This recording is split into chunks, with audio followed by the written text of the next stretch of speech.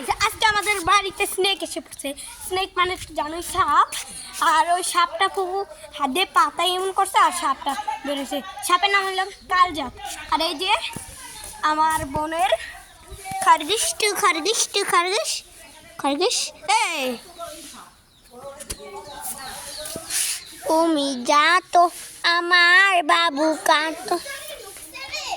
হ্যাঁ ভিতরে ওকে তোমাদেরকে সাপ মেরে দেখাবো না, ভিডিওটা কাট করলাম। বুইয়া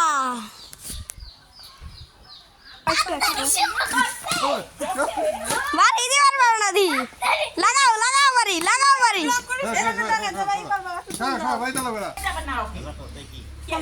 গাইস এ দেখুন কাল নাগিন সামনে যায় না তোমারি মা